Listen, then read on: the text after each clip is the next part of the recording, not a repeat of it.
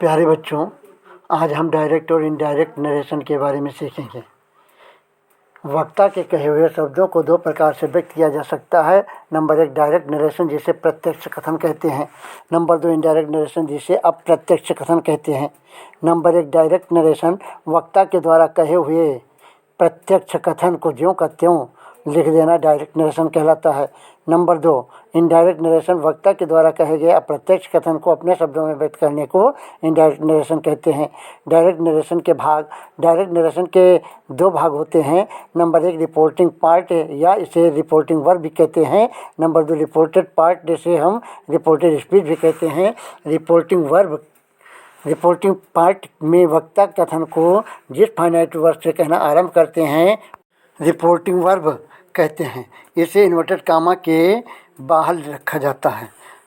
Reported speech, जो कुछ वक्ता द्वारा कहा जाता है उसे हम रिपोर्टिंग पार्ट कहते हैं। इसे हम इन्वर्टेड कामा के अंदर लिखते हैं। जैसे for example, I said to him Ram is going to school. इसमें सेड रिपोर्टिंग वर्ब है, Ram is going to school reported speech है। डायरेक्ट स्पीच के मुख्य बिंदु निम्नवत है। नंबर 1 डायरेक्ट स्पीच में वक्ता के कथन को कामा के अंदर रखा जाता है। नंबर 2 रिपोर्टेड वर्ब के पश्चात कामा का प्रयोग करते हैं। नंबर 3 इन्वर्टेड कामा के अंदर के भाग का पहला अक्षर कैपिटल लेटर से लिखा जाता है।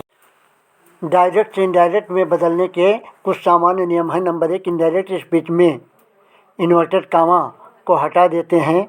नंबर 2 रिपोर्टिंग वर्ब के बाद कामा का प्रयोग करते हैं। नंबर 3 रिपोर्टिंग वर्ब का टेंस कभी नहीं बदलता। नंबर 4 रिपोर्टिंग वर्ब को रिपोर्टेड स्पीच के भाव के अनुसार told, stated, asked, requested, commanded, ordered, suggested, advised आदि में बदल देते हैं। नंबर 5 रिपोर्टिंग वर्ब के पश्चात आवश्यकता के अनुसार उचित कंजंक्शन दैट, टू, इफ या वेदर का प्रयोग किया जाता है। नंबर 6 आई तथा प्रॉपर नाउन को छोड़कर रिपोर्टेड स्पीच का पहला अक्षर स्मॉल लेटर होता है।